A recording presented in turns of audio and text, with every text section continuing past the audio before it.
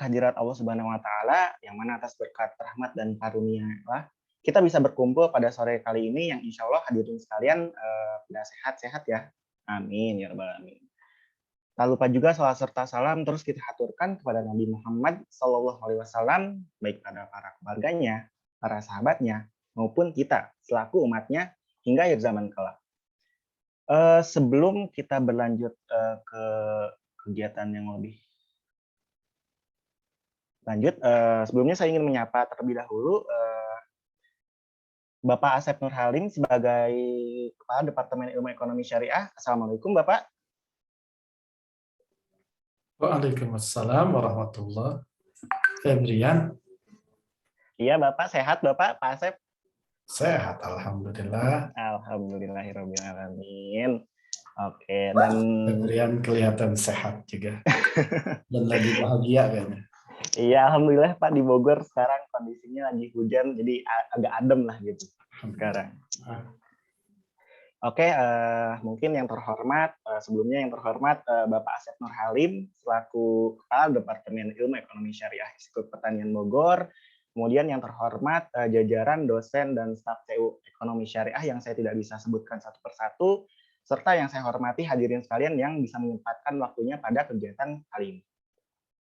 Oke, sebelumnya perkenalkan, saya Febrian Muhammad dari Ilmu Ekonomi Syariah Angkatan 56, Angkatan 2019. Nah, insya Allah akan memandu jalannya acara pada kajian sore kali ini dengan judul penggunaan bibliometrik dalam riset ekonomi dan keuangan syariah.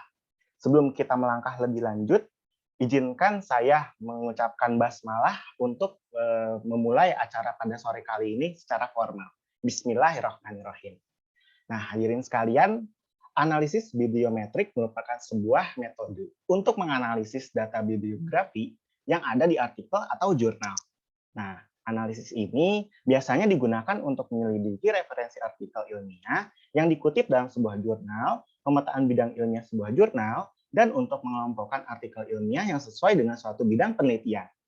Metode ini biasanya digunakan di bidang sosiologi, humaniora, komunikasi, marketing, dan rumpun sosial lainnya. Lalu, bagaimanakah penggunaan analisis ini dapat kita terapkan ke dalam riset ekonomi, terutama yang berhubungan dengan keuangan syariah? Nah, insya Allah pada sore kali ini kita sudah kedatangan Bapak Aam Slamet Rusdiana. Beliau merupakan peneliti di Smart Indonesia atau Syariah Economic Applied Research and Training Indonesia. Kontribusi beliau dalam pengembangan bank syariah di Indonesia cukuplah banyak. Sebagai contoh, beliau terlibat langsung dalam pengkonversian bank konvensional menjadi bank syariah di Provinsi Nusa Tenggara Barat pada tahun 2017. Dan sudah banyak sekali training dan konsultasi yang beliau berikan ke beberapa institusi yang tidak bisa saya sebutkan seluruhnya, seperti Kementerian Kesehatan Republik Indonesia, Badan Pemeriksa Keuangan dan Pembangunan, PDAM, dan lainnya. Nah, mungkin saya ingin menyapa terlebih dahulu kepada Bapak Aam. Assalamualaikum Bapak Aam.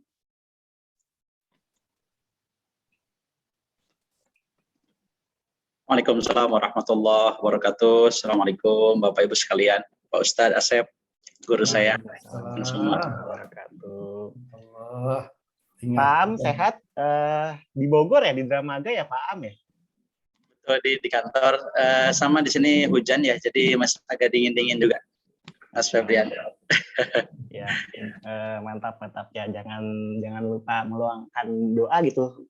Udah sore, kemudian hujan juga gitu kan, mantap lah. Pokoknya berkah banget di sore kali ini. Nah, mungkin sebelum kita memasuki materi utama, diharapkan kepada para hadirin sekalian untuk merename display name-nya dengan format asal instansi _ nama lengkap. Kemudian apabila berkenan untuk menyalakan kamera dan menyimak baik-baik materi yang akan disampaikan. Nah, mungkin tanpa memperpanjang durasi, kepada Bapak Aam saya persilakan. Baik, langsung ya. Bismillah. Bismillahirrahmanirrahim. Alhamdulillah ya wakafa wassalatu wassalamu ala nabil mustafa Muhammad wa ala alihi wa sahbihi alisidki wal amanati wal wafa. Asyhadu an la ilaha illallah wa asyhadu anna sayyidana Muhammadan abduhu wa rasuluh. Allahumma rabbi safana sadrana wa yassir lana amrana wa hlul 'uqdatam min lisani yafqahu qawli. Baik, saya ulang lagi ya, Pak Ustadz Asep. Assalamualaikum Bapak Ibu sekalian. Di sini banyak guru-guru saya, ya, ada Pak Kiai Iqbal, ada banyak kolega-kolega semua di sini. Bahkan juga mungkin di luar IPB ada juga ya sebenarnya beberapa dari kampus lain. Baik, sebenarnya ini kalau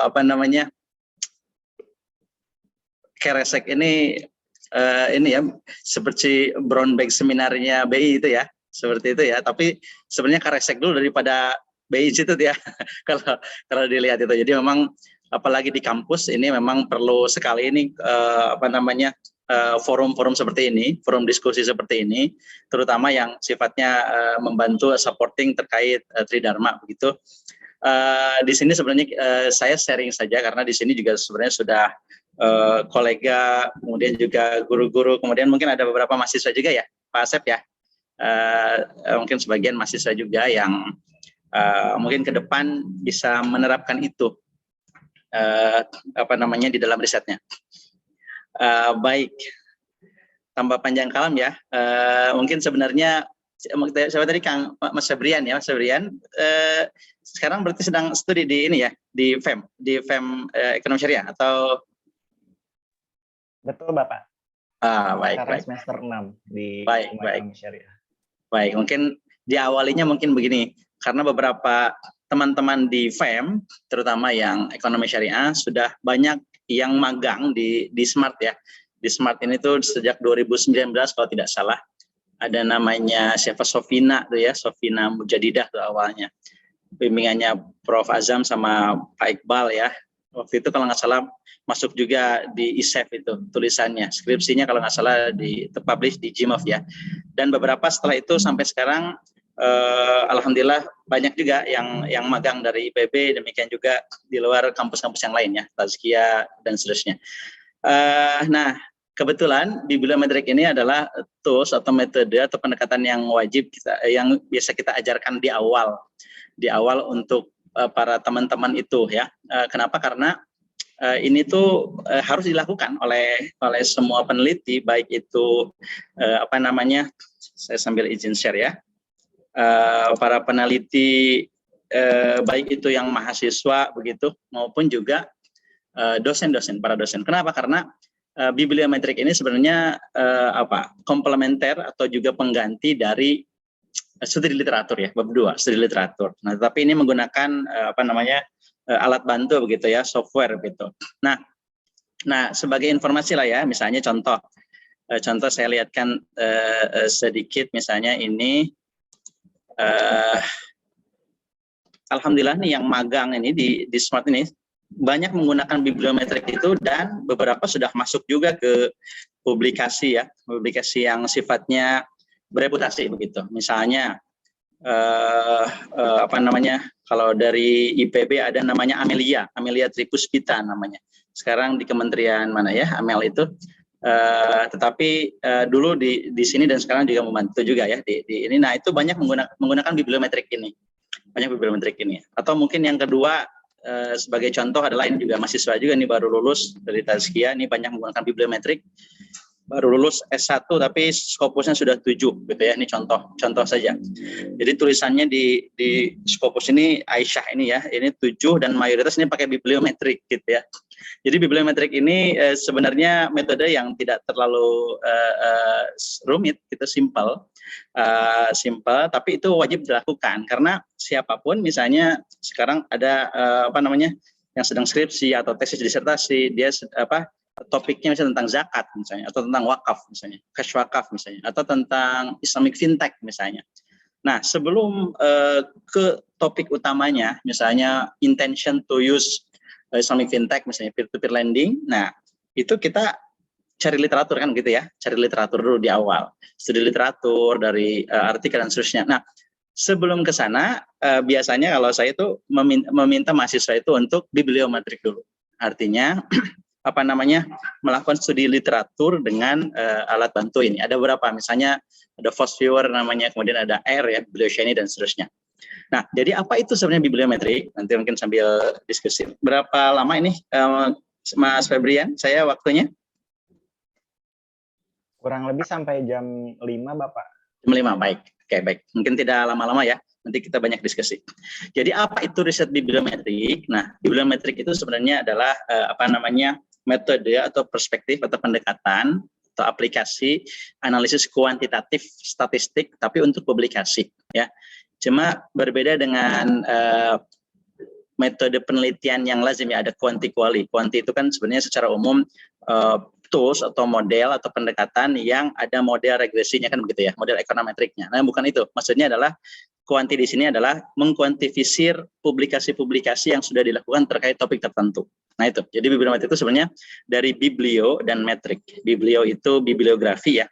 Nah, banyak yang keliru, ada yang bibliografi, padahal bukan. Ini bibliometrik. Ya, bibliometrik itu adalah metode untuk menganalisis bibliografi. Nah, bibliografi itu kan daftar pustaka ya, daftar pustaka. Jadi metrik untuk daftar pustaka. Metrik itu alat pengukuran ya, alat pengukuran untuk daftar pustaka. Nah, simpelnya begitulah ya. Nah, bibliometrik itu digunakan untuk mengevaluasi performa riset. Jadi misalnya, misalnya siapa nih? Karena yang sudah ini aja ya, yang tadi misalnya siapa Mas Febrian, sudah riset, sudah lakukan skripsi atau belum? Atau semester berapa sekarang? Semester 6 Bapak, belum. Oh, belum ya, oke, belum. Baik, misalnya ada yang topik tentang cash wakaf misalnya, atau tentang digitalisasi zakat misalnya dan seterusnya. Nah, untuk mengetahui siapa yang sudah melakukan riset itu, kemudian institusi mana, kemudian sudah sejauh mana topik-topiknya, interestnya, kemudian dengan metode dan tools apa saja dan seterusnya. Nah, itu kan kita perlu tahu. Dan seringnya kita, terutama mahasiswa S1 ya, terutama itu banyak manual. Manual tuh langsung misalnya Google Scholar atau mungkin juga ke jurnalnya langsung begitu. Nah, jadi tidak melalui pendekatan ini. Padahal sebenarnya ini sangat mempermudah. Jadi bibliometrik ini adalah mengevaluasi riset yang sudah dilakukan oleh orang. Gitu ya, jadi sederhananya sebenarnya studi literatur gitu ya, bab 2. Nah, ini bibliometrik pengganti bab 2. Agar lebih implementatif, mungkin saya akan lihatkan sekilas ya contoh sederhananya. Misalnya ada tools yang paling lazim digunakan untuk bibliometrik itu namanya FastViewer. Nanti Bapak Ibu silakan bisa langsung buka di laptopnya. Nah, FastViewer.com ini adalah software untuk bibliometrik yang paling banyak dan ini free ya. Nanti bisa download di sini langsung, klik download, kemudian nanti di sini sesuaikan apakah Windows ataukah MacBook ya, ataukah yang lain. Nah, silakan tinggal klik download, terdownload sampai kemudian nanti toolsnya adalah seperti ini bentuknya. Nah, bentuknya seperti ini. Nah, ini adalah softwarenya ya. Nah, seringnya nih kebanyakan peneliti itu atau mahasiswa itu banyaknya misalnya ke Google Scholar ataupun misalnya langsung ke jurnalnya. Kan begitu ya. Misalnya cari di sini jurnal tentang dari zakat dan seterusnya. Nah, padahal yang lebih tepat sebenarnya begitu ya, dan lebih mudah. Nah, kita sebenarnya bisa masuk langsung ke database tertentu. Misalnya kalau yang bagus, misalnya Web of Science atau Scopus misalnya, kita masuk ke database-nya. Kalau tidak salah IPB ini ya berlangganan lah ya. Kalau Tazkiyah, saya mengajar di Tazkiyah belum langganan karena kan kampus si kecil itu biasanya agak mahal ya ininya. Misalnya contoh kita langsung klikkan misalnya cash wakaf gitu ya, contoh.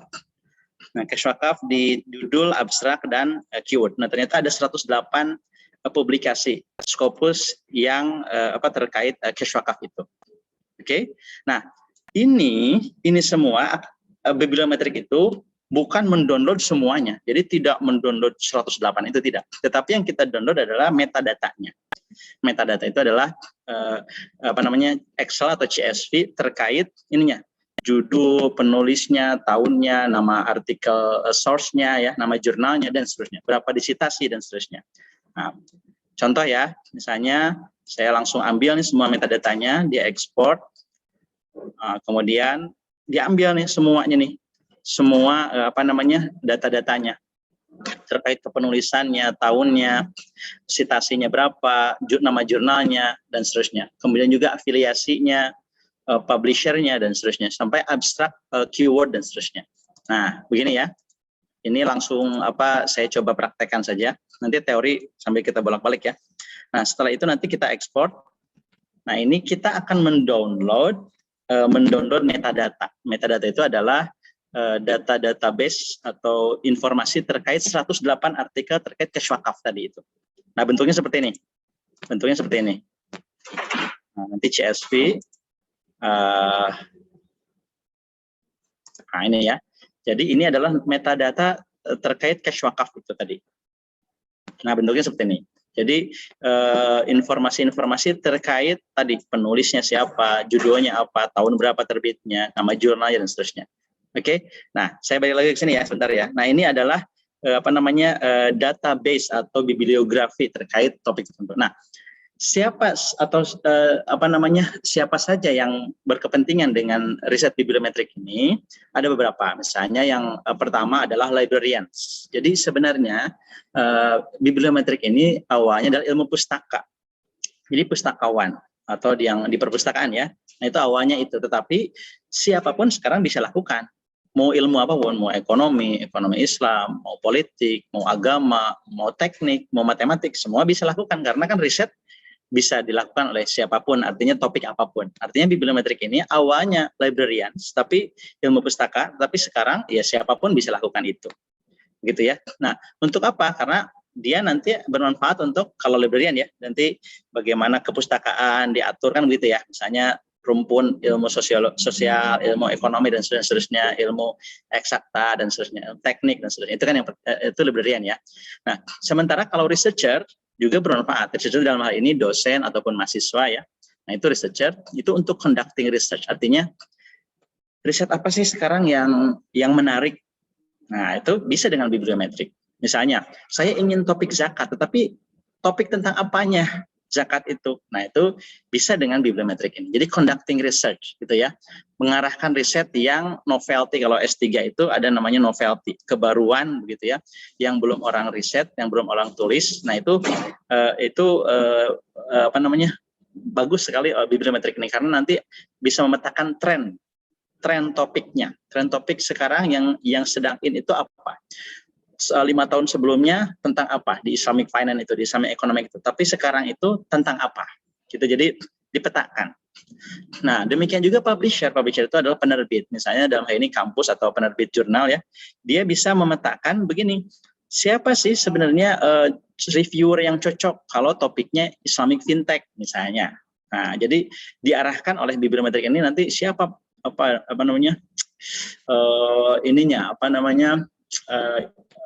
penulis utamanya gitu atau akademisi yang memang expertnya di situ. Nah, itu publisher itu juga menerima manfaat bibliometrik itu dari tadi pemetaan, oh ternyata si ini nih Profesor A, Profesor B, maka kemudian nanti kita email untuk minta review ke artikel-artikel misalnya yang masuk ke jurnal kita, mohon direview oleh mereka. Nah, jadi publisher juga menerima manfaatnya.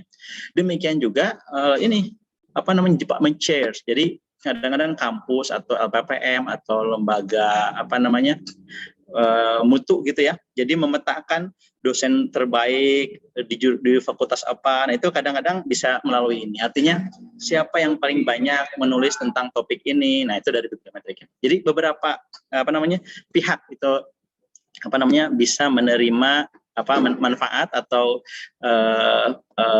banyak bisa melakukan bibliometrik ini pihak ini ya. Nah, selanjutnya, ini jadi meskipun bibliometrik itu simple sebenarnya, simple itu artinya, nah di sini ya, ini adalah metadata ini, kemudian kita ambil melalui tools, ya, ini tool FOSS-Viewer-nya ya. Nah, ini FOSS-Viewer ini didevelop oleh Van Eck Waltman dari Leiden University, Belanda, 2006-2007, ini free. Ya, jadi silahkan di-download ya tadi ke fossviewer.com. Kemudian downloadnya mudah. Ini aplikasi untuk pemetaan ya. Jadi misalnya nih saya kasih lihat ini tampilan awalnya. Ini saya cepat saja ya. Misalnya contoh Nah, ini adalah memetakan tadi yang sudah kita ambil metadata dari Scopus. Contoh tadi cash wakaf ya misalnya ya. Nah, kita masuk ke sini kan yang Scopus ini, next, kemudian ambil di sini. Nah, lalu kemudian tadi simpannya di mana? Maaf, saya tadi belum kasih nama. Ini nama baiknya dikasih nama cash wakaf biar nanti tidak tertukar. Sebentar. Nah, misalnya ini kita ganti menjadi cash wakaf. Oke, sudah ada berarti berapa? Oke, cash wakaf 2 ya. Nah, ini ya, nanti tadi kita ambil metadata yang tadi, lalu kita ambil tadi tersave di mana.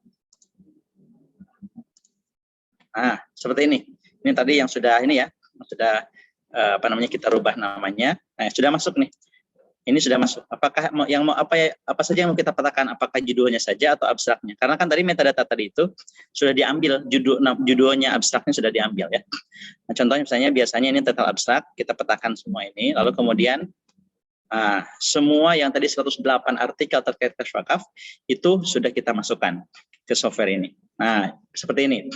Jadi ada 2.819 kata terkait cash wakaf ya, terkait cash wakaf dari 108 itu. Nah, ada 90 yang masuk threshold kalau minimum katanya 10. Jadi semakin kita turunkan, semakin banyak. Semakin kita naikkan, semakin turun gitu ya. Nah, contohnya misalnya default aja. Next, nah ini ada dari 60% dari 90 kata itu 54. Jadi ini 54 kata yang paling berkaitan dengan cash wakaf dari 108 artikel. Nah itu. Nah ini dia, ini adalah kata-kata yang paling berkaitan dengan cash wakaf dari 108 artikel itu yang kita petakan ya. Nah ini simple. Nah gini, jadi ternyata dari 108 artikel itu ada 1, 2, 3, 4, 5. Ada 5 cluster. Ada 5 cluster co-occurrence dari title dan abstrak. Nah, bagaimana bacanya nanti detail ya, tetapi ini simpelnya adalah bahwa kata-kata ini paling berkaitan dengan cash wakaf. Kenapa yang merah berkaitan dengan yang merah? Artinya yang ini satu rumpun, misalnya poverty alleviation dengan zakat, dengan wakaf properti, kenapa? Nah, itu harus kita cari dan seterusnya. Nah, jadi simpel sebenarnya. Nah, semua ini yang tadi saya lakukan ini, itu sebenarnya ada ininya, ada apa? Persamaan matematisnya. Gitu ya, jadi persamaan matematis. Jadi ini similarity sebenarnya. Jadi statistical ini sum square ya, weighted sum square. Jadi biasanya kalau saya ini disimpan di metodologi, di bagian metodologi kalau bibliometrik ini. Nah, ini saya suka simpan karena untuk membuat clustering ini, nah itu berasal dari tadi mencari yang similar dan seterusnya, yang paling berkaitan. Misalnya co-authorship berarti nanti kaitannya dengan author yang sudah pernah nulis dan seterusnya gitu ya, yang sama. Oke. Itu ya. Jadi ini persamaan ini adalah persamaan dari metadata yang sudah kita dapatkan terkait topik-topik tertentu itu. Ya. Nah ini statistical ini ya equation-nya gitu. Ya. Nah, kemudian apa saja database yang bisa diambil? Nah, ini ada Google Scholar, ada Scopus, ada Web of Science, ada Publish Perish ya, Hazing, dan beberapa yang lain. Ada juga Dimension ya, ada juga Dimension. Tapi yang paling berkualitas lah kita ya, paling anggap berkualitas biasanya ada Scopus atau Web of Science biasanya. Karena kalau Google Scholar itu terlalu luas, kadang jurnal-jurnal lokal itu juga masuk juga, jadi terlalu besar lah ininya. Jadi yang paling baik sebenarnya Scopus atau Web of Science bagi yang memang kampusnya punya akses terhadap itu. Karena tidak semua kampus berlangganan Scopus ya. Tidak semua kampus berlangganan Web of Science. Nah, jadi ini database yang bisa kita ambil data. Sementara softwarenya ada beberapa. Nah, ada FastViewer, ada SiteSpace, ada BiblioShiny dan seterusnya. Nah, tadi yang saya lihat itu namanya FastViewer. Itu software yang paling banyak digunakan untuk pemetaan itu. Nah, ini ada beberapa contoh ya, misalnya Google Scholar, nah ini kemudian dari Scopus ya, kemudian dari Osaya dan seterusnya. Oke. Nah, selanjutnya ada beberapa guideline ya, panduan untuk melakukan riset bibliometrik. Ya, ada beberapa panduan. Misalnya di sini ada terkait dengan highly studied topic, ada basis reasoning-nya. Artinya begini, artinya topik yang paling banyak di riset gitu ya. Nah, terkait bidang tertentu ya, misalnya kita ekonomi Islam, kita bisa petakan Islamic economic atau Islamic finance misalnya ya. Nah, itu bisa petakan apa yang paling banyak di riset dan seperti apa petanya gitu. Nah, itu bisa. Kemudian basis reasoningnya, artinya alasan alasan dasar kenapa misalnya milih Scopus, kenapa milih WO Science, atau kenapa milih Dimension, atau kenapa milih 5 tahun terakhir misalnya ya. Misal kenapa 5 tahun terakhir, atau datanya kenapa milih 3 tahun terakhir. Nah, itu nanti ada basis ininya ya, alasannya biasanya di metodologi disampaikannya. Kemudian credible journal. Jadi artinya tentu database atau database yang baik itu akan menampilkan juga yang baik. Meskipun misalnya saya biasanya suka kasih solusi kepada akademisi, mahasiswa atau dosen yang tidak langganan Scopus kampusnya, karena kan misalnya seperti Tazkiyah atau misalnya SEBI atau UIK yang mungkin relatif kecil itu biasanya belum berlangganan karena mungkin ini ya. Nah, solusinya biasanya saya suka kasih dimension.ai. Nah, silakan bisa buka ya kalau yang menggunakan laptop. Bapak sekalian, Dimension.ai itu adalah database juga, database penelitian. Di sini ada 120 juta lebih artikel ya yang dia punya DOI. Nah, itu jadi, nah ini bentuknya seperti ini. Lalu kemudian biasanya masuk ke sini. Nah, lalu kemudian kalau yang belum register dulu. Nah, ini adalah alternatif ya. Misalnya di sini ada beberapa kolega saya nih sepertinya dari mana tadi, dari Unsir, dari mana mungkin belum langganan Scopus. Nah, itu bisa pakai Dimension ini ya. Nanti bisa, kalau yang belum register dulu, kalau yang sudah login. Nah, kalau sudah login, nanti ini bisa digunakan untuk database-nya. Nah, karena kalau Google Scholar itu kayaknya kurang baik, terlalu luas, tapi kalau Dimension ini dia yang punya DOI. Nah, ini dia ya. Jadi tinggal kita klikkan, misalnya tadi contoh apa, cash wakaf misalnya ya tadi ya. Nah, begitu ya. Nah, ini kenapa title abstrak? Karena kalau full data ini terlalu luas. Nanti cash wakafnya ada di semua badan artikelnya. Jadi biasanya terlalu luas, terlalu banyak. Jadi lebih pas itu yang pilih yang ini, title abstrak. Tinggal di enter. Ini mudah sekali, nanti silakan register aja yang belum. Nah, ternyata ketemu ada berapa publikasi di sini. Ada 407. Tadi kalau di Scopus ada 108, tapi kalau di sini ada 407. Kenapa? Karena biasanya Dimension lebih banyak, karena yang Sinta juga dimasukkan. Jadi riset-riset yang Sinta tapi dia punya DOI dimasukkan ke sini. Ya, jadi biasanya lebih banyak kalau yang Dimension ini dibanding Scopus atau Web of Science. Oke, nah caranya sama begini, kemudian di export result, Nah, ini tinggal di export, klik ini, nanti terkirim ke email kita, langsung terkirim ke email kita. Jadi metadatanya itu langsung saat itu juga. Artinya adalah ini dia sudah masuk ya. Nah, tinggal diklik ini untuk downloadnya. Artinya kalau ini kita bicara tentang publikasi ya misalnya. Ini mungkin kan beberapa dosen sekarang kan perlu publikasi gitu misalnya. Ya kalau kita conducting riset dengan misalnya ANP misalnya ya, atau dengan SEM misalnya ya. Nah, itu kan kita perlu bikin dulu modelnya ya kan.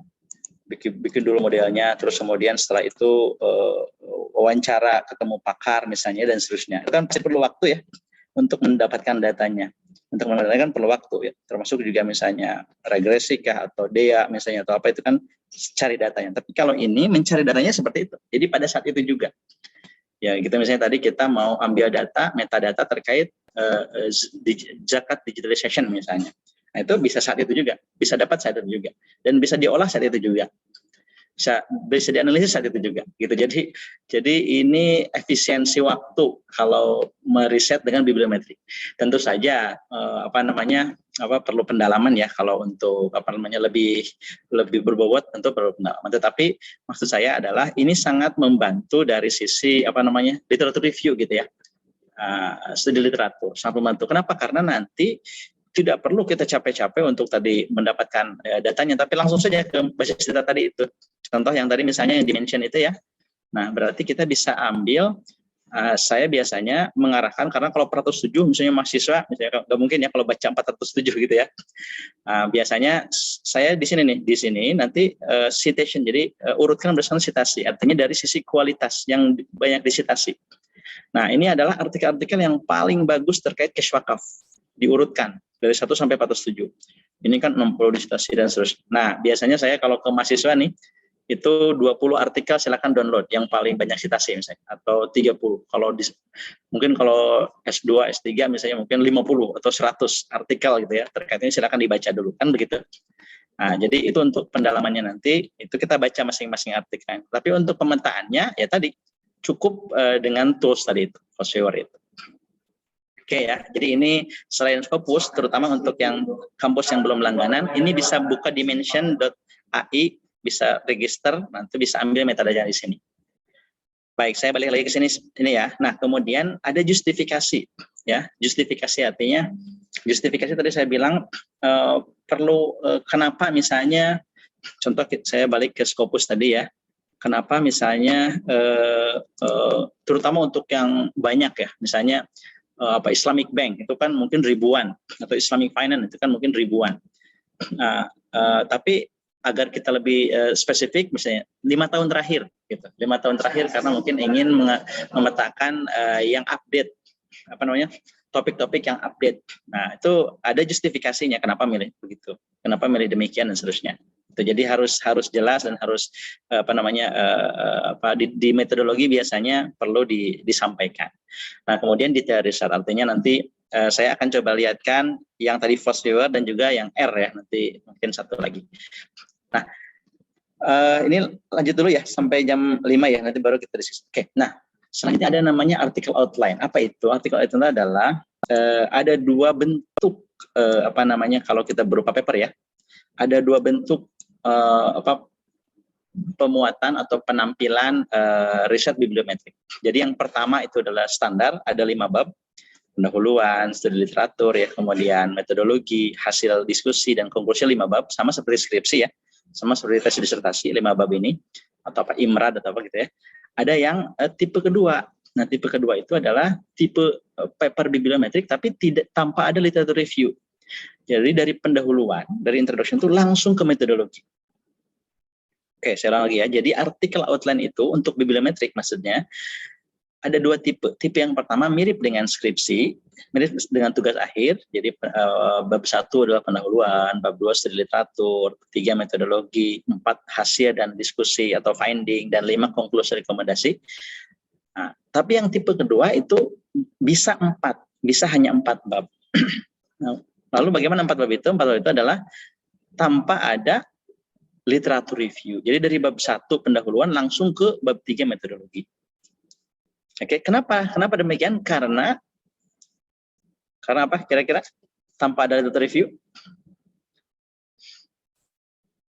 Karena bibliometrik ini adalah literatur review kan ya. Bibliometrik adalah literatur review. Jadi artinya tanpa perlu ada studi literatur. Jadi langsung literatur review itu adalah nanti di hasil gitu ya. Jadi banyak juga beberapa jurnal, beberapa ini yang menerima artikel bibliometrik dengan tipe yang kedua ini. Jadi hanya 4 bab.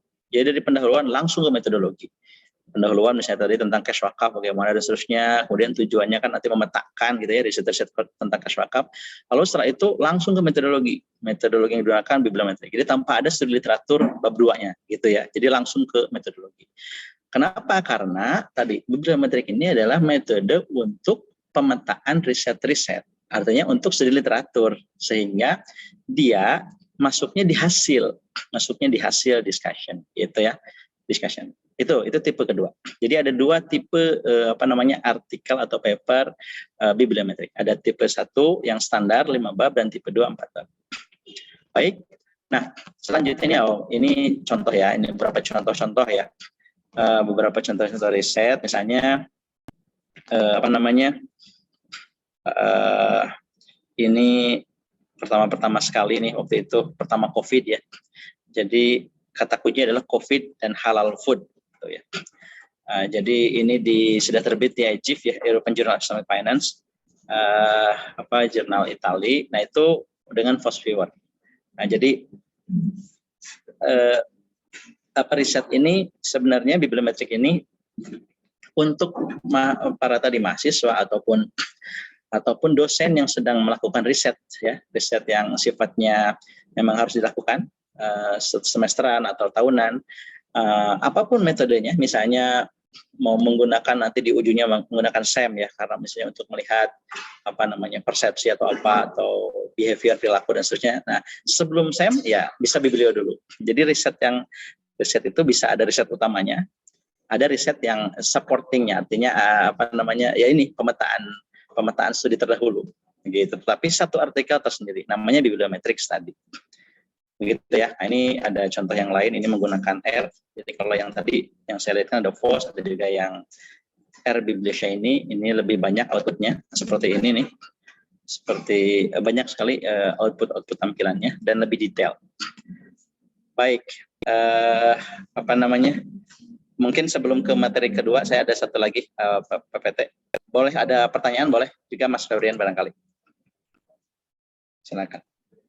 Oke, berarti mau pertanyaan dulu ya Pak Am ya? Enggak, silakan boleh juga. Nah, mangga kepada para hadirin sekalian, barangkali ada yang penasaran terhadap materi yang tadi sudah disampaikan, boleh untuk bertanya bisa melalui kolom komentar Zoom-nya atau raise hand langsung open mic juga boleh. Dipersilakan.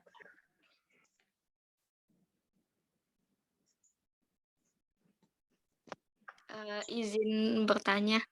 Ningsih dari IPB ya XR 55 IPB. Baik, silakan. Bapak sebelumnya terima kasih untuk materinya. Izin bertanya terkait ini. Kan di situ juga ada ya untuk diketahui penulis terbanyak. Nah, cara kita tahu antara penulis terbanyak dengan kata kunci yang paling relevan itu kayak gimana, Pak? Oh ya, baik. Itu nanti teknis ya, tetapi misalnya nanti di sini ada beberapa ini apa namanya kalau untuk yang kata kunci, nah itu yang ke bawah ini. Tapi kalau yang penulis atau apa namanya jurnalnya apa atau negara mana yang paling banyak gitu ya, nah itu nanti masuknya ke sini di sini. Jadi nanti di sini ada yang spesifik untuk penulis mana yang paling banyak dan seterusnya. Contoh nih misalnya. Nah, di sini nanti ada co-authorship, authors-nya, bisa organisasinya, artinya kampusnya ya atau lembaga institusinya, bisa juga negaranya kita tampilkan. Artinya negara mana yang paling banyak meneliti terkait cash wakaf gitu kan. Kemudian siapa penulis yang paling banyak, kemudian kampus mana yang paling produktif dan seterusnya. Nah, gitu. Itu yang dimaksud atau seperti apa? Siapa Ningsih? Iya, Bapak. Ini kan ada rangkuman hasil pemetaan bibliometri itu ada dibuat tabel kan nanti Oke. dengan publikasi terbanyak dengan keyword yang paling relevan. Jadi ntar penulisnya setelah itu keywordnya. Oke. Ya, baik. Jadi sebenarnya kalau yang summary atau findings itu nanti kan itu tidak ada yang baku, tetapi intinya sebenarnya nanti riset bibliometrik ini bisa memetakan siapa penulis terbanyak terkait topik tertentu ya, kemudian kampus mana atau institusi mana yang paling banyak, kemudian negara mana ya, kemudian kata kunci apa gitu ya, dan berapa klasternya gitu. Nah itu minimum ada 4 atau 5 yang bisa dijawab melalui FOSS ini. Kalau FOSS mungkin 4 atau 5 yang intinya, tapi kalau yang R itu bisa 30-an output, 30-an lebih output kalau yang Biblioshiny. Ada nanti sekarang saya ini juga di IPB sudah ini juga ya ekonometrik dengan R dan seterusnya ya. Nah, itu ada bibliometrik menggunakan R namanya Biblioshiny ya. Nah, itu outputnya banyak sekali. Banyak sekali outputnya dan itu lebih variatif sampai ada trend topik dan seterusnya. Jadi ada banyak sekali. Misalnya saya lihatkan satu ya, misalnya contohnya ini nyambung dengan menjawab tadi Ningsih ya. Nah ini contoh ya, misalnya ini output untuk yang software yang satu lagi, bukan yang FOSS tetapi R Biblioshiny. Nah jadi kalau Biblioshiny itu ini metode software bibliometrik tetapi ikutan. Jadi R diinstal lagi di dalamnya. Nah itu outputnya bisa banyak sekali.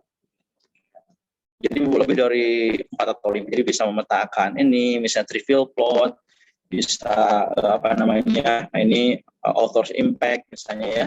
kemudian most relevant word ini sama ya dengan yang tadi. Nah, ini ada namanya word cloud ya.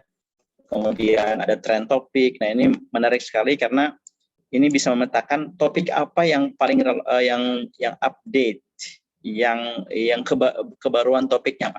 Saya ingat itu misalnya di masih pelatihan di beberapa kampus pasca di Banten, itu ada UIN dan ada Untirta, kalau saya dulu UIN Banten itu paskanya S3-nya itu diwajibkan bibliometrik dulu sebelum melanjutkan ke proposal, karena untuk memetakan topik ini tuh misalnya apa kebaruannya, apa tren yang sekarang, baru nanti kalau sudah baru melanjutkan dengan proposalnya dengan metode tertentu ya, bebas itu, tapi di awalnya harus bibliometrik dulu gitu. Kenapa? Karena agar tahu terkait ini tentang Islamic Moral Economy ya, ini Prof. Ahmed Asutai, Islamic Moral Economy.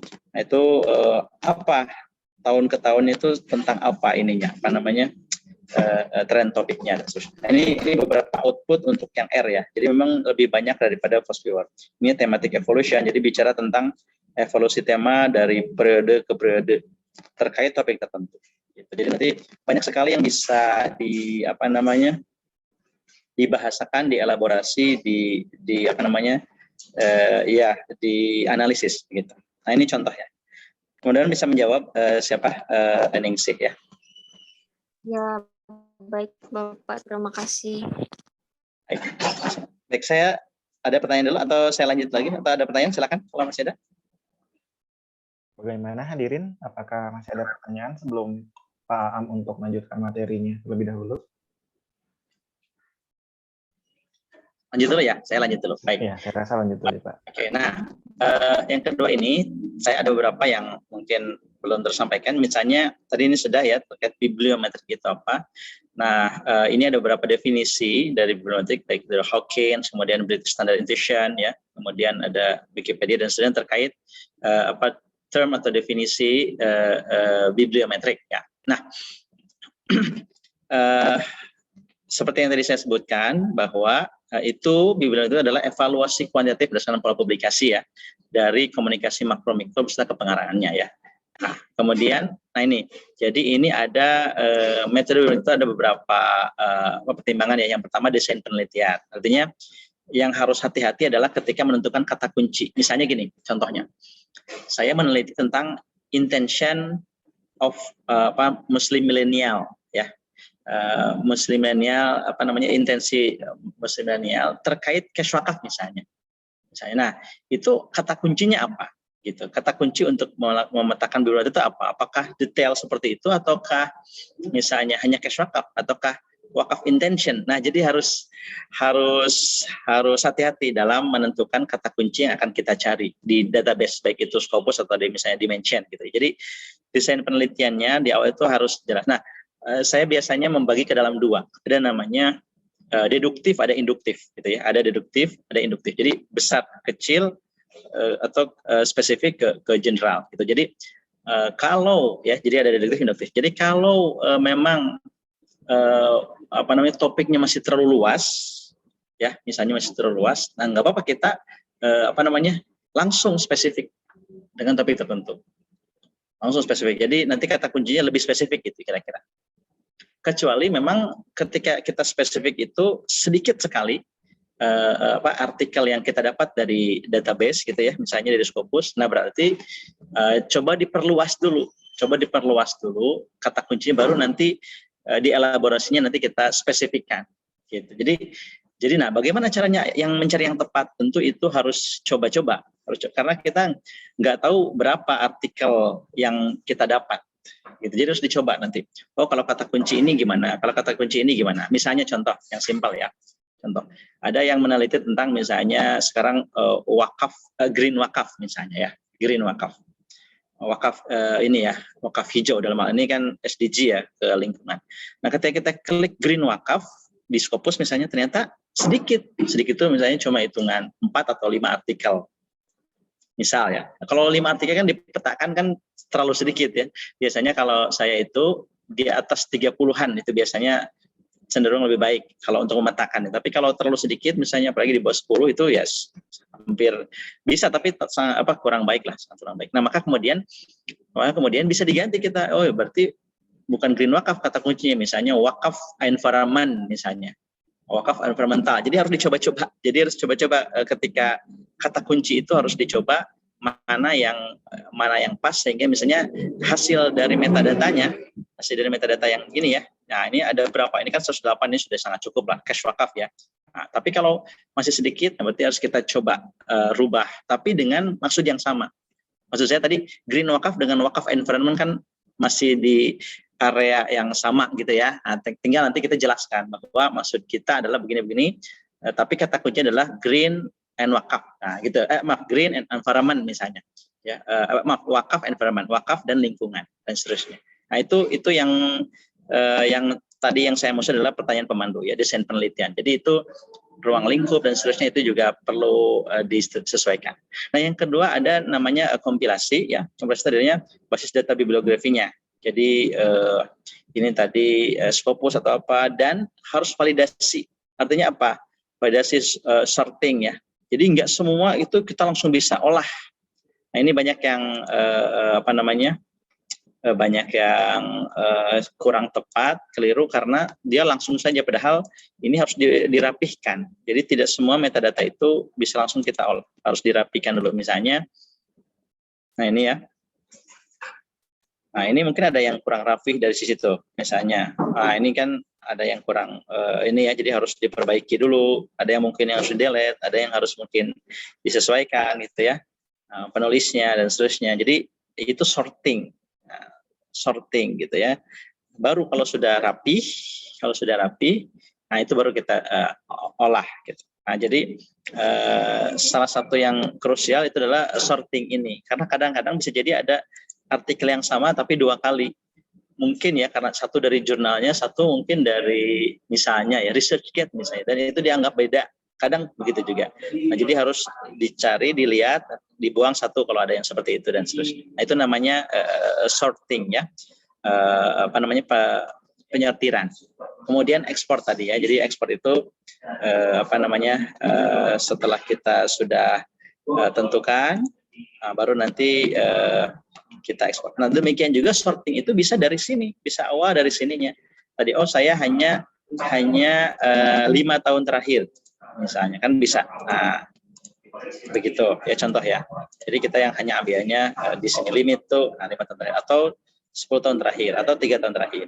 Atau misalnya saya hanya di bidang subject area economic parametric finance misalnya, tidak semuanya. Nah, bisa begitu, itu sorting, bentuk sorting. Atau misalnya saya hanya yang saya nggak mau yang misalnya jurnal Scopus yang discontinue. Nah, itu bisa juga. Nanti kalau kita tahu misalnya jurnal tertentu itu sekarang sudah discontinue misalnya, atau sudah cancel, nah itu kita bisa keluarkan. Nah, seperti ini misalnya. Oh, kita tahu ada advance sign letter itu dia sudah nggak masuk Scopus. Nah, berarti ini dikeluarkan ya. Nah, itu bisa gitu. Itu sorting ya. Jadi tidak langsung kita ambil cash wakaf ketemu 108 langsung kita pindahkan. Nah, itu tidak. Tapi harus penyortiran itu juga penting ya. Nah, kemudian yang ketiga memang perangkat lunak tadi. Tadi saya lihatkan ada namanya Fosviewer, ada juga R, ada juga Sidespace, ada juga yang lain gitu ya. Memang yang paling lumrah, yang paling lazim, yang paling banyak dan memang itu paling mudah diikuti ya ini Fosviewer ini. Ya, ini Fosviewer ini adalah paling mudah lah diikuti, diinstal dan juga free. R Biblioshiny itu agak repot karena instalasinya, karena nggak semua ini ya paham sintak bahasa pemrograman gitu. Mungkin kalau teman-teman IPB mungkin sudah familiar ya. Tapi mayoritas yang ini background misalnya ekonomi tapi kurang begitu ini statistik, itu biasanya menjadi problem sendiri untuk instalasi dan seterusnya. Termasuk juga dosen-dosen ya, itu mungkin agak ini untuk yang R. Tapi kalau untuk yang POS ini mudah sekali. Tinggal kita masuk ke webnya ini untuk yang belum ya. Masuk ke fosviewer.com, kemudian kita ambil yang download, nanti tinggal misalnya ini ya. Lalu kemudian setelah terdownload, kemudian nanti tinggal dibuka, nanti ikuti aja instalasi. Biasanya buat lo Java, nanti di next saja. Nah, itu ini ya, beberapa software ya, beberapa software untuk itu. Nah, kemudian evaluasi teknik analisis juga itu penting ya, itu penting. Artinya kadang kalau di R itu di Biblioshiny misalnya, saya kadang membagi antara bibliometric analysis dan text analytic. Ya, ada bibliometrik, ada teks. Teks analitik itu kalau bibliometrik lebih kepada kepenulisan, kepengarangan, jurnal apa yang paling banyak, penulisnya siapa, kemudian kata kuncinya apa, kan gitu ya. Tapi kalau teks analitik atau teks miningnya, ya dia lebih kepada output dari pengolahan judul dan abstrak dan kata-katanya. Jadi kata-kata yang diolah ya, teks miningnya. Dan itu outputnya banyak sekali kalau di R ya. Kalau di R itu banyak sekali. Seperti yang tadi saya contohkan ya. Tadi ada beberapa contohnya ya yang saya pelihara. Nah ini dia misalnya. Nah ini banyak sekali hasil dari ini. Sebentar. Oke. Sebentar.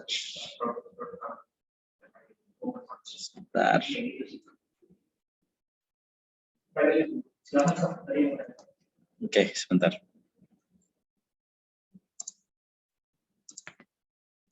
Baik.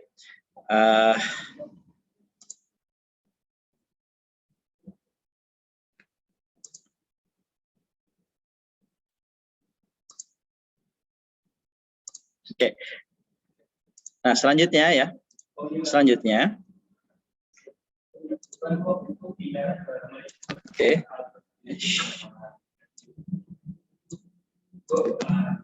Selanjutnya itu adalah terkait analisis ya, analisis. Ada import data, kemudian metode agregasi, ada visualisasi data. Nah, ini simple sebenarnya, simple kalau di FOS itu misalnya bagaimana memindahkan datanya, bagaimana memvisualisasinya dan seterusnya ya. Jadi ini apply, jadi tidak mesti orang yang paham bahasa pemrograman, jadi langsung saja. Tadi misalnya contohnya yang FOS ini ya, tinggal kita pindahkan ya, misalnya save begitu, lalu berupa ini ya, berupa PNG, kemudian ini keyword gitu ya, swakap misalnya. Nah ini contoh untuk yang untuk yang pemetaan kata kuncinya. Nah, itu sudah simpel lah. Kalau yang FOS viewer sudah relatif mudah. Jadi sudah tampil seperti ini. Tinggal kita pindahkan ke dalam tampilan ininya. Nah itu ya. Ini contoh saja. Contoh. Nah kemudian selanjutnya yang kelima adalah interpretasi. Nah ini dia. Interpretasi ini yang biasanya riset bibliometrik itu diterima atau ditolak itu ini seberapa dalam gitu ya interpretasinya. Jadi kalau hanya menganalisa yang paling banyak menulis tentang cash wakaf itu misalnya Pichai, Anwarullah Pichai dari Malaysia misalnya gitu ya, atau mungkin ada juga yang lain. Nah kalau cuma itu oke, so what gitu kalau hanya memetakan. Meskipun kalau dari sisi paper yang sifatnya ilmu pustaka itu sudah cukup. Kalau yang ilmu pustaka ya, jurnal-jurnal ilmu pustaka mungkin cukup memetakan. Tapi kalau kita misalnya applied ekonomi atau ekonomi Islam ya tidak cukup begitu. Tidak cukup demikian. Saya kasih contoh misalnya ada jurnal yang sudah publish, IGF misalnya di jurnal UMJ ya, ini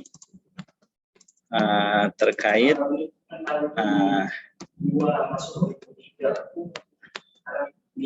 nah ini dia. Ini modeling Islamic Economic and Finance. Ini dia. Jadi artikel ini saya memetakan mengumpulkan artikel-artikel dengan pemodelan matematik, tapi di area ekonomi Islam. Gitu ya, pemodelan matematik di area bukannya tapi pemodelan matematik. Jadi ada sekitar 100-an artikel. Lalu kemudian saya petakan bibliometriknya. Jadi dikumpulkan, kemudian doi-nya diambil, dan kemudian dengan prosedur dipetakan. Nah, analisanya tadi, misalnya interpretasinya itu tidak hanya cukup sekedar outputnya saja, tetapi misalnya contoh ya, kalau ini kan biasa siapa negara mana yang paling banyak dan seterusnya. Kemudian berkaitan dengan bidang apa, Islamic Bank atau monetary atau capital market dan seterusnya. Nah dari sisi ini nih nanti terkait misalnya ini misalnya keyword ya, clustering keywordnya misalnya. Nah, dari sini misalnya ada berapa cluster yang mendekat, misalnya ada 3 cluster. Nah, kemudian kenapa demikian dan bagaimana elaborasi. Jadi di sini akan banyak sekali elaborasi berupa kita baca artikel yang 100 itu satu-satu dan kemudian diinikan relevansinya, dikaitkan misalnya. Oh, yang pertama itu berkaitan dengan modeling matematik dengan PLS nih, di sini ada jadi di micro bankingnya gitu ya. Di micro bankingnya misalnya masyarakat model, profit loss sharing contract dan seterusnya, adverse selection ya misalnya. Yang kedua adalah secara makronya misalnya yang ini. Yang ketiga adalah misalnya ini terkait dengan Islamic Bank vis-a-vis conventional bank misalnya. Nah, itu jadi misalnya ada 3 klaster besar dan itu perlu kita diskusikan dan kaitkan. Kenapa demikian? Oh, ternyata model matematik itu banyak digunakan di PLS ya, pemodelan profit loss sharing di bank, gitu ya, misalnya dan sebagainya. Jadi ini harus baca artikelnya. Jadi nggak cukup cuma membahasakan, tapi juga harus banyak artikel, baca ininya. 100 itu mungkin dibaca semua. Nah, demikian juga misalnya ini penulis, ada Rifki Ismail, ada Mas Dolan Chodri, ada Zubair Hasan, ada Novriani Sumarti, ini dari ITB ya, orang matematik. Kenapa Mas Prof Chodri? Oh, karena memang beliau banyak ada namanya TSR ya, Tauhidic String Relation, pendekatan matematik untuk banyak digunakan di ekonomi Islam.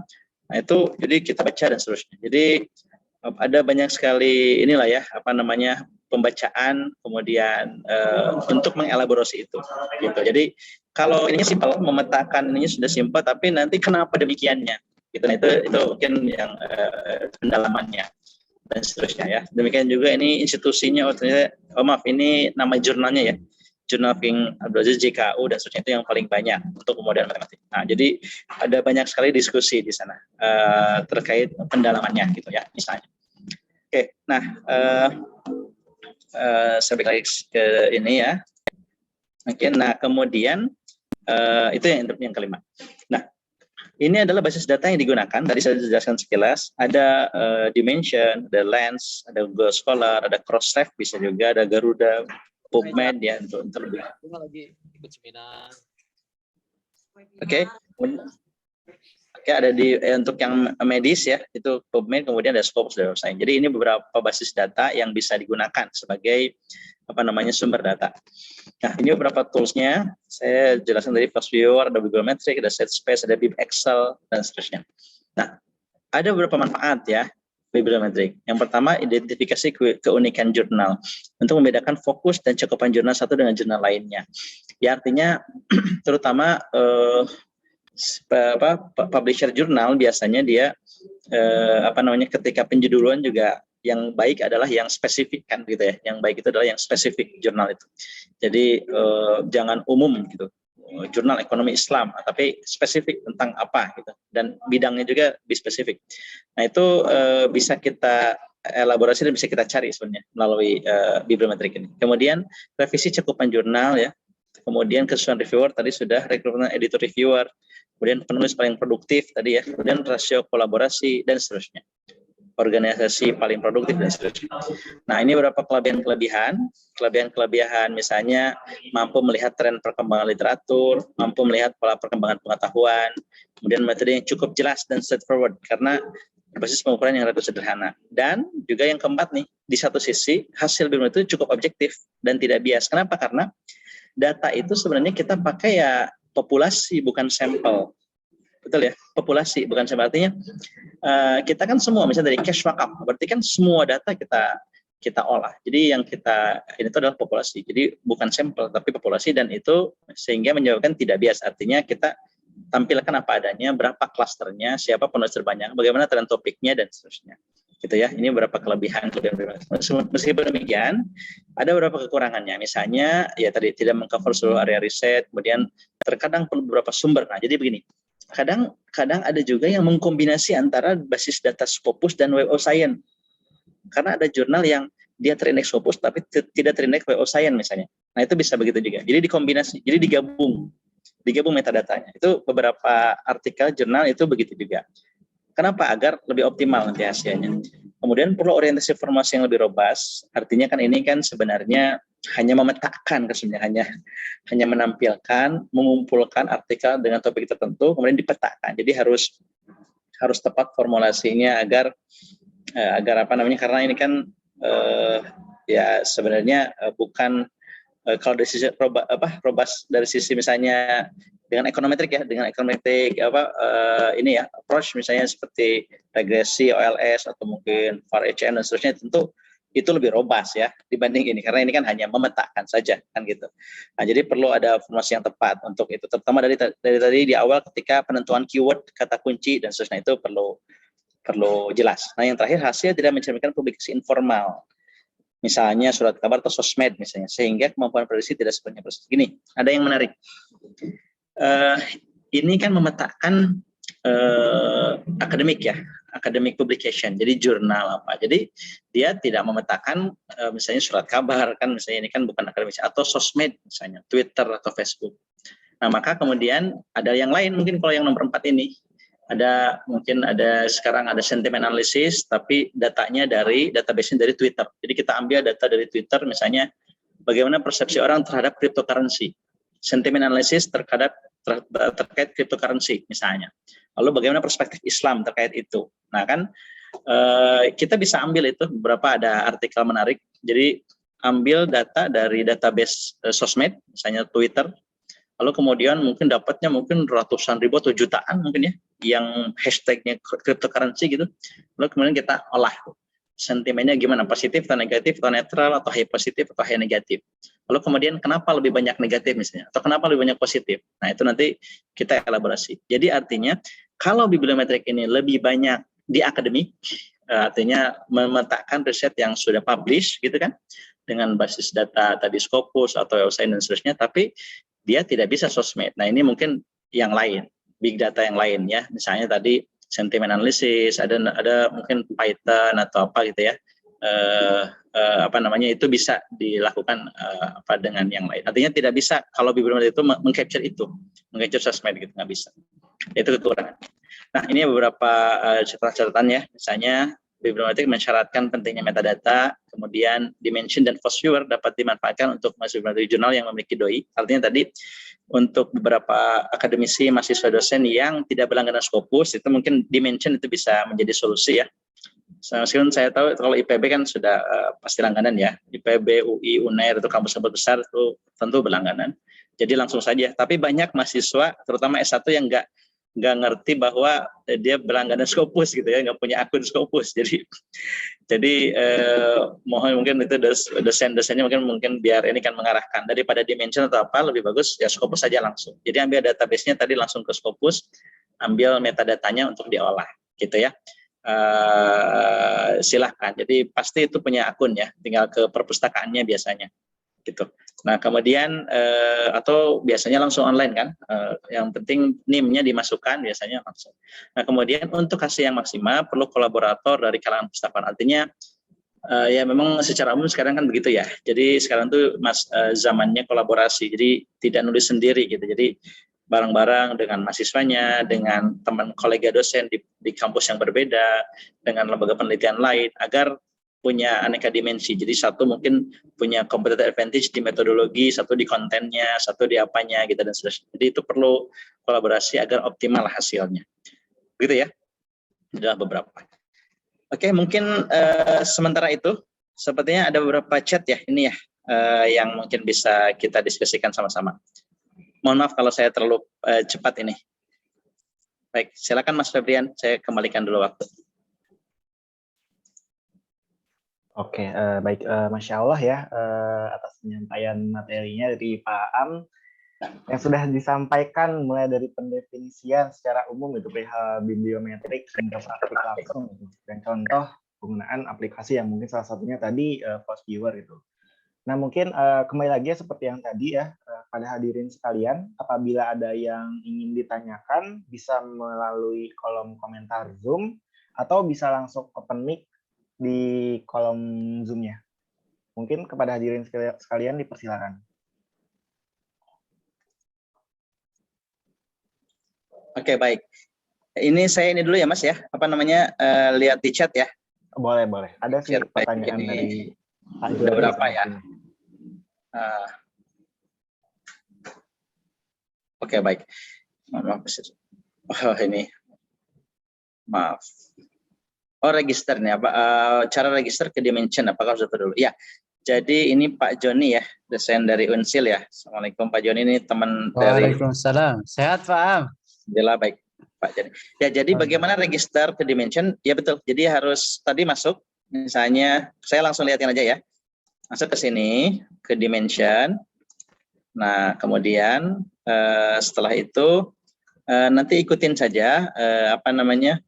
Nanti ada register di kanan atas, diklik nanti memasukkan nama institusi dan seterusnya. Jadi nanti ketika masuk ke sini, Kang Joni ya, silakan dimension.ai, nanti klik akses free di sini, di sebelah kanan bawah dulu di sini, yang ini. Nah setelah diklik, nanti diarahkan nanti di sini ada register, ada login. Kebetulan saya sudah login, jadi sudah ada nama. Tapi kalau yang belum di sini ada register ya, di kanan atas ada register, tinggal diklik saja. Lalu kemudian nanti masukkan nama, institusi, email, dan seterusnya. Cepat kok, langsung nanti diverifikasi email. Masuk ke verifikasi email, tinggal diklik, sudah bisa. Nah, kalau yang belum langganan Scopus, ini powerful, bagus, Dimension ini. Karena Scopus juga beberapa artikelnya di sini ada. Yang penting, ya apa? Yang jelas di sini ada yang punya doi ya, Dimension ini. Jadi mungkin teman-teman ya, baik itu dosennya maupun ke teman-teman mahasiswanya juga bisa menggunakan ini. Bibliometrik ini. Jadi sebelum riset aslinya, misalnya riset aslinya tentang bagaimana performa bank syariah ketika COVID misalnya gitu ya, misalnya dengan metodenya mungkin regresi atau panel atau apa misalnya. Nah itu bisa kita di awal bibliometrik dengan misalnya COVID Islamic Bank gitu. Jadi dipetakan dulu dari ininya ya, bibliometriknya. Jadi itu sebenarnya mencari literatur sebenarnya, Nah, kemudian setelah itu baru kita misalnya download beberapa artikel-artikel yang pentingnya gitu ya. Artikel yang penting ya tergantung nanti kalau saya biasanya ke mahasiswa S1 itu 30 artikel ya. Dari yang sudah didapat itu 30 artikel, silakan download dan baca gitu, dibaca detail gitu. Jadi kebanyakan kelemahan kita itu mahasiswa itu biasanya melihat riset kakak kelas gitu ya. Bukan salah, tetapi sebaiknya arahkannya ke jurnal-jurnal yang reputable dulu begitu ya. Artinya yang jurnal internasional, kemudian mungkin jurnal nasional Sinta, baru nanti yang lain gitu. Jadi dan ini sangat mempermudah gitu ya. Ini sangat mempermudah. Seperti itu, misalnya gini ya, COVID Islamic Bank gitu ya, misalnya. Nah, lalu kita lihat berapa artikelnya dan apakah bisa. Nah ini ada 128. Terus ada 128 artikel. Nah, lalu kita dari 128 ini tinggal download 30 misalnya atau 40 artikel yang paling banyak disitasi misalnya gitu. Nah, untuk dibaca dan seterusnya. Begitu ya Pak Joni ya. Global Banking Stability in the Shadow of COVID. Ya, terima kasih Pak Am, berhasil. Sudah bisa, baik. Terima kasih. Baik. Baik, kepada hadirin sekalian, apakah ada yang ingin ditanyakan kembali? Mungkin? Dan mengingatkan juga ya kepada hadirin sekalian untuk senantiasa mengisi presensi yang telah di-share di kolom chat Zoom-nya ya. Mungkin saya akan coba kirimkan ulang. Ya, silakan mungkin kepada hadirin sekalian, jangan lupa ya untuk mengisi presensinya. Oke, bagaimana hadirin sekalian? Apakah ada yang masih kepo nih terhadap bibliometrik yang sudah disampaikan oleh Pak Aan? Mohon izin Pak Febrian. Boleh bertanya Pak Febrian? Boleh, mangga Pak Firdaus ya? Iya, Pak Firdaus. Assalamualaikum Mas Aam. Waalaikumsalam. Iya. Ada yang mau ditanyakan dua hal di sini. Yang pertama, dengan bibliometrik ini sudah bisakah kita meneliti? Misalnya gini, saya tertarik untuk meneliti para peneliti di Indonesia. Misalnya begini, saya mau meneliti nih, trennya Mas Aam ini tulisannya arahnya kemana gitu. Jadi kan kalau tadi itu kan fokus kepada kita melihat nih siapa yang paling banyak. Nah, akhirnya gini, kita tahu Mas Am ini misalnya publikasinya sudah ribuan gitu. Nah, kira-kira dari Mas Am ini sudah bisa nggak kita tentukan tren pemikir jurnal atau penelitiannya itu arahnya kemana? Ini yang pertama, Mas. Kemudian yang kedua, ketika kita mencari di bibliometrik itu ternyata sering keluar itu hasilnya hanya dari sisi autor dan koautor saja. Nah, jadi ini ada solusi nggak, Mas, untuk menggali hal yang seperti ini, Mas? Terima kasih sebelumnya, Mas. Kembalikan kepada Pak Febrian. Terima kasih, Pak Febrian. Baik, saya langsung jawab aja ya, Mas Nil ya. Terus, ini dari Sumatera ya, dari Padang ya. Baik, Mas. Jadi gini, yang pertama, bagaimana bisa nggak kita, misalnya gini, misalnya ya contoh, researching Kabir Hasan Research gitu ya, misalnya gitu ya. Kenapa? Karena Prof Kabir Hasan kan mungkin sudah di Scopusnya ratusan, mungkin kalau total mungkin 300 misalnya, 400 kan itu kan sudah bisa. Jadi kita kliknya nanti di screeningnya nanti namanya. Jadi ketika kita ketika search di Scopus itu nanti klik namanya, artinya semua yang beliau publish ya. Nah, kemudian kita ambil metadatanya, lalu kita petakan. Jadi pemikiran ekonomi Islam Kabir Hasan, misalnya sebuah analisis bibliometrik. Nah, bisa jadi kebanyakan di area apa, misalnya di area apa, terus kemudian jurnalnya mana, misalnya kemudian di Q berapa, banyakannya itu nanti bisa ketahuan. Termasuk misalnya kalau kita tahu kalau ekonomi Islam misalnya siapa yang banyak gitu ya misalnya, nah itu nanti bisa seperti itu, bisa dipetakan. Jadi nanti judulnya seperti itu. Yang saya baca terakhir kemarin ada Pak Hafaz Furqoni ya, Pak Hafaz ya dari Aceh, itu ada yang nulis tentang pemikiran Hafaz Furqoni gitu kan terkait ekonomi Islam misalnya. Itu bisa saja. Meskipun itu nggak pakai bibliometrik, kalau itu hanya baca 20-30 artikelnya, kemudian kualitatif. Jadi tidak pakai tools, tapi tadi bisa.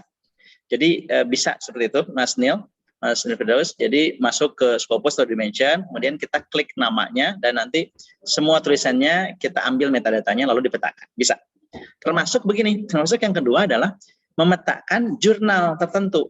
Misalnya contoh ya, Muzaroah ya, jurnal IPB ini sekarang sudah Sinta 2 ya, alhamdulillah. Misalnya sudah masuk di Scopus atau Dimension. Nah, itu kita bisa klik nama jurnalnya Muzaroah dari tahun berapa sampai tahun berapa, misalnya ada 8 tahun atau 10 tahun. Nah, kita ambil semua dan dipetakan. Jurnal ini apa saja, bagaimana, siapa penulis terbanyak, dan seterusnya. Topiknya tentang apa, banyak mendiskusikan apa. Itu bisa memetakan. Jadi biasanya judulnya itu commemorating jurnal apa gitu ya. Nah, misalnya JIMA itu ya, Jurnal Islam Marketing, Emerald itu begitu juga. Jadi dia mengevaluasi satu jurnal. Jadi membibliometrik satu jurnal. Gitu. Bisa juga tadi membibliometrik satu penulis. Tentu saja yang kita anggap ya layak ya, artinya ya sudah banyak publikasinya, tulisannya tentu gitu. Jadi kalau yang masih sedikit kan ini ya. Nah, itu yang pertama, Mas. Jadi bisa. Nah, yang kedua pertanyaannya tadi bagaimana menghadapi kalau yang nggak keluar ya, hasilnya nggak banyak keluar ya, hanya co-author. Memang kalau Dimension ya, Mas, pakai Dimension biasanya ya. Dimension ya. Nah, kalau Dimension kekurangannya adalah itu. Jadi ada beberapa yang tidak keluar. Beda dengan Scopus, dia biasanya hampir semua muncul. Demikian juga di Biblioshiny R, itu kalau Dimension biasanya banyak beberapa outputnya tidak keluar karena mungkin kurang baik dari sisi ininya, metadatanya tuh gak pas gitu ya dengan ininya, sehingga lebih sedikit yang muncul kalau Dimension. Nah, bagaimana caranya? Caranya nanti gini, Mas Neil. Ada ya teman di kampus yang punya Scopus misalnya, tolong klikkan kata kunci ini gitu ya, nanti kirimkan metadata. Itu simple kok. Artinya misalnya kita meneliti tentang apa gitu ya, nah, minta satu metadatanya gitu ya, gitu. Kalau nggak kasih akunnya, kalau akun kan mungkin nggak boleh ya, karena misalnya itu sudah ini. Cuma bisa begitu, Mas Nil. Itu solusi untuk yang kedua.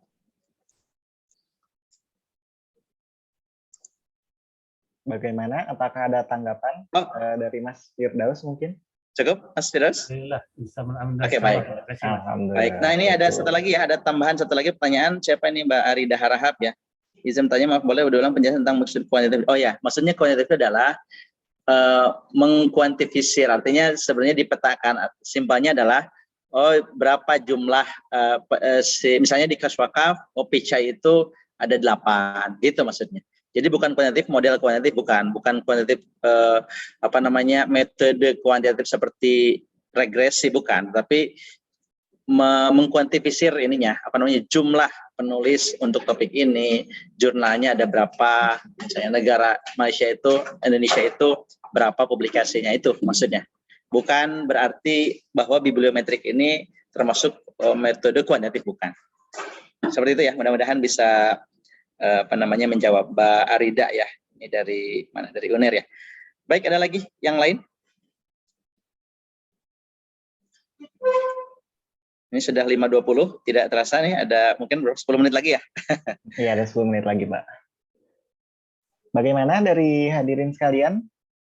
Apakah sudah cukup mungkin penjelasannya sudah sangat banyak sekali dan komprehensif? Baik, mungkin sudah cukup ya? Pak Iqbal, mungkin sebentar Bapak, apakah ingin bertanya? Baik, nggak bertanya sebenarnya. Testimoni aja ya. Assalamualaikum warahmatullahi wabarakatuh. Waalaikumsalam. Terima kasih nih Kang Am ya. Nah ini Pak guru saya nih, Pak Kiai. Terima kasih nih dadakannya ya. Mestinya minggu depan sebenarnya jatahnya tamu itu. Tapi beliau selalu sigap ya. Insya Allah Pak. Karena udah janji juga ya dulu mau ini. Iya betul. As matter of time saja. Nah ini memang kita perlu banyak belajar ya ke Kang Am ini terkait how to membuat kita tuh sistematik ya juga dalam riset, karena banyak sekali memang masalah di riset itu ketika kemarin survei ke mahasiswa XR itu memang masalahnya itu di bab 3 ya metodologi dan bab 1. Bab 1 itu apa? Memilih isu atau mencari isu gitu kan. Nah, dengan masalah seperti itu, sebenarnya dengan hal-hal seperti itu, sudah tidak bisa lagi sebenarnya dengan melakukan systematic review ini ya, dan bahkan literatur review secara sistematik, sehingga bisa kemudian kita bisa sebenarnya nggak ada lagi isu yang tidak bisa kita dapatkan ya dengan seperti ini ya. Jadi banyak sekali isu-isu yang bisa, bahkan systematic review sendiri pun bisa dipublish gitu kan. Publishable gitu kan, bahkan di Scopus gitu kan. Saya juga berpengalaman tuh co-authorship dengan Kang Am itu, ini jurnal juga ya di Environmental Economics, hal apapun bisa gitu ya. Jadi kami ya, saya mungkin atas nama departemen juga terima kasih kepada Kang Am nih atas sharingnya dan sama-sama Kang Iqbal. Senang berbagi ya. Dan jangan sungkan lagi untuk datang ke depannya ya. Mahasiswa juga jangan sungkan-sungkan ya, terus belajar, dan ini sebenarnya gerbang ya. Gerbang untuk kita bisa membuka riset-riset ya, untuk bisa kita membuka lagi lebih dalam lagi. Jadi nggak ada bahasa, aduh isunya apa ya, cari apa, tinggal search aja keluar semua. Nanti dari sana kita bisa buka isu-isu yang menarik, apa yang terlintas dalam diri kita itu sebenarnya sudah dilakukan oleh banyak sekali literatur review ke depannya. Kang Am jangan sungkan ya datang lagi ke IPB, Siap. Dan bahkan bisa magang di beliau ya. Sekarang ada Ningsih. Oh iya, betul. Ya, ini masih buka terus ya risetnya, dan insya Allah dibimbing ya. Sekian dari saya, mungkin testimoni aja. Ya, terima kasih Kang. Baik, alhamdulillah, jazakallah kepada Pak Iqbal yang sudah memberikan testimoninya. Dan ini juga ada ucapan apresiasi dari Pak Asep, ya Pak Kadep. Pak Kadep ini aja on screen aja Pak Kadep. Tadi belum sambutan dulu ya, Pak Kadep mesti sambutan dulu kalau ada tamu. Karena sudah merasa ini Kang Iqbal, ini kan Ustadz Asep guru saya juga dulu, dan sampai saya juga guru juga. Jadi sudah merasa ini mungkin ya kolega IPB juga. Ya. Di sini ada Bu Ranti, guru statistik saya dulu, kemudian ada Bu Laili, Pak Irfan, saya sudah familiar lah semua dengan apa namanya di FEM IPB ini, terutama di HR-nya. Hatur nuhun sudah ini Pak Asep. Kami sangat berterima kasih, Kang Aam. Saya tadi ngikutin kebiasaan Karesek, Pak Iqbal. Karesek itu kan kayaknya tidak biasa ada sambutan. Jadi langsung ke inti. Kalau tamu Bapak aja. nyambut dulu kita. Iya, saya kan tergantung Mas Febrian tuh. Sama Pak Iqbal. Tapi kami memang dari tadi wah bahagia sekali Kang Aam bersama kami di sini. Jangan kapok, Pak. Siap. Dan benar nih teman-teman mahasiswa, ini yang jadi MC ini mahasiswa kami, Pak. Oh ya. Walaupun tadi disapa Bapak, memang kayaknya udah siap jadi Bapak-Bapak. Febrian ini di kalangan teman-temannya terkenal dewasa memang. Dan banyak mahasiswa kami yang hadir di sini, dan ternyata banyak kolega dari kampus-kampus dari UNSI, dari Sumatera tadi ya, Pak Nil Firdaus, sama Pak Joni, wah Masya Allah. Alhamdulillah. Kebanggaan untuk kami bisa hadir. Dari tadi saya nyireng saja Kang Aam, dari tadi lihatin Kang Aam nih, ngebayangin dulu mahasiswa saya, Kang Aam ini lincah dan sekarang luar biasa jadi ahli yang memberikan ilmu untuk kita semua. Sama-sama. Teman-teman XR bisa mengikuti jejak Pak Aam. Ya, atur nuhun Pak Asep. Memang ini apa namanya, kita juga sekarang masih ini, selain magang itu kita menerima magang juga. Kita sekarang bikin ini Pak Asep, bikin berijtihad membuat pesantren riset sekarang dengan bimbingan Kang Iqbal, dan ada beberapa ini juga ya. Bikin pesantren riset itu lebih ke asrama begitu ya, asrama, dan itu untuk mahasiswa Bogor, kebetulan di Bogor, di Sentul, meskipun di Sentul ya, tetapi bisa siapa saja. Itu jadi kita sekarang baru 5 santrinya, insya Allah, dan baru mulai. Jadi lebih lama nanti, mungkin setahun 2 tahun gitu. Jadi selain kitab kuning, tapi juga metode riset gitu, nulis dan riset.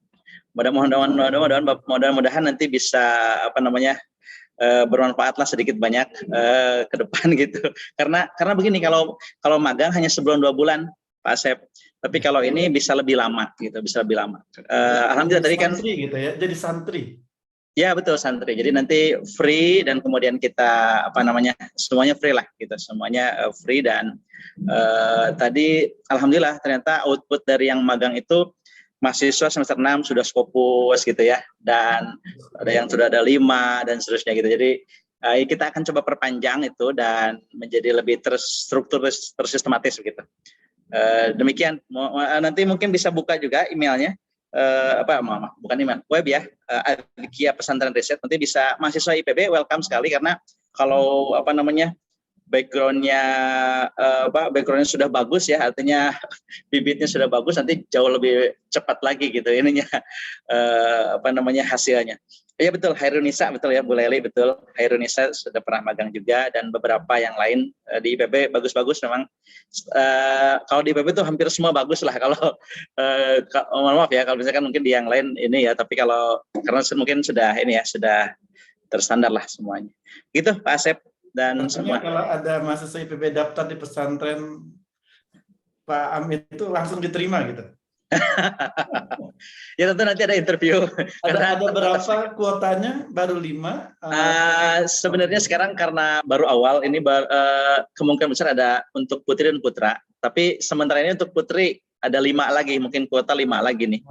Baru 5. Jadi ada asramanya, ada asrama ya berarti. Ya, ada asrama, betul, ada asrama. Keren, pesantren riset ya. Seperti itu. Kitab kuning, keren. Ya, nanti saya tentu tidak seperti pesantrennya kayak Iqbal ya, yang banyak sekali ini. Ini kita baru awal lah, tetapi ingin tadi outputnya itu tadi selain pemahaman keislaman yang ini ya, tapi juga dari ini kompetensi risetnya lah, riset dan nulisnya. Seperti itu Pak Asep. Barakallahu fiikum. Kemudian nanti kita sebarkan di teman-teman ya. Tapi masih baru mahasiswi Mas Febrian, mahasiswa belum. Nanti kita ini juga mungkin kita lihat fundingnya. Kalau itu nanti mungkin sangat mungkin bisa segera dibuka juga. Nanti segera diinikan Pak Asep. Barakallahu fiikum. Wilujeng. Baik, mungkin info-info yang tadi mungkin bisa itu kali ya Pak Asep, melalui Pak Asep, hal yang tadi untuk ya walaupun sampai sekarang masih baru sebatas mahasiswa ya, tapi nggak apa-apa mungkin nanti bisa di-share ke kami gitu, ke mahasiswa buat di-share, siapa tahu gitu ada yang tertarik gitu Pak Asep. Nah, Mohon ditunggu informasi lengkapnya Pak Am. Mohon Enggak. Ini mungkin bisa di ini juga nih untuk sementara di link web ini, tapi masih terbatas, tapi silakan bisa diakses.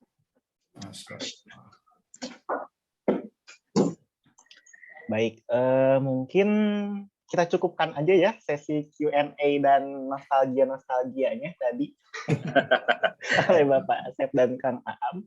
Ya, baik, mungkin dengan berakhirnya sesi tanya jawab yang telah dilaksanakan, insya Allah kita akan berpindah ke sesi berikutnya ya.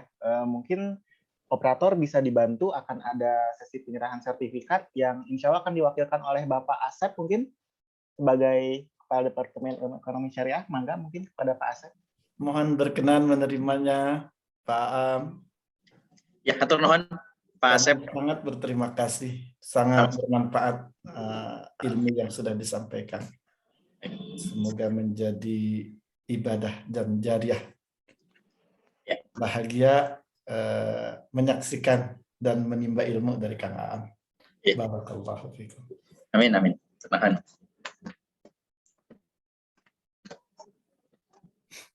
Baik, sudah bisa dilepas mungkin operator. Nah, sekali lagi mungkin saya mengucapkan sebagai perwakilan mahasiswa, jazakallahu khairan, syukran hatur nuhun kepada Kang Aam atas penyampaian materinya. Semoga atas ilmu yang telah disampaikan bisa menjadi keberkahan untuk Kang Aam sendiri. Amin ya rabbal alamin. Amin. Nah, untuk selanjutnya mungkin kepada hadirin sekalian, kita akan masuk ke sesi dokumentasi ya. Mungkin kepada hadirin sekalian yang masih off cam, bisa nih sekarang kita on cam dulu untuk melakukan dokumentasi. Nah, untuk dokumentasinya mungkin boleh dibantu ya oleh Kak Pia. Mangga Kak Pia untuk diberikan aba-abanya.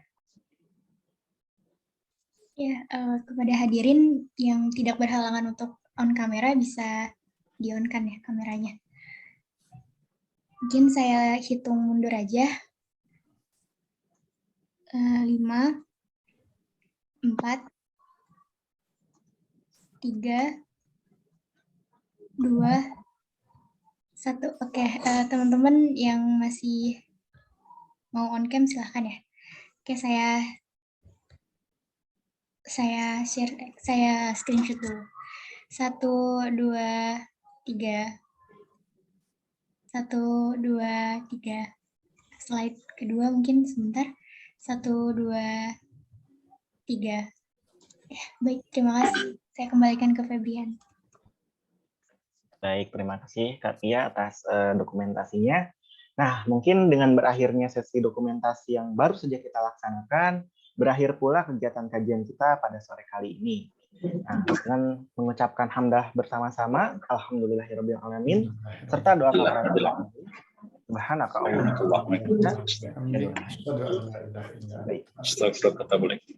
Saya Febrian Muhammad pamit undur diri sebagai MC pada sore kali ini. Mohon maaf apabila ada perkataan yang kurang berkenan. Jalan-jalan ke Ciparigi, di Ciparigi ke Sandung Batu. Saya Febrian pamit undur diri. Wassalamualaikum warahmatullahi wabarakatuh. Waalaikumsalam. Cakep. Matur nuhun Kak. Sampai semua. Terima kasih Mas Aam. Amin.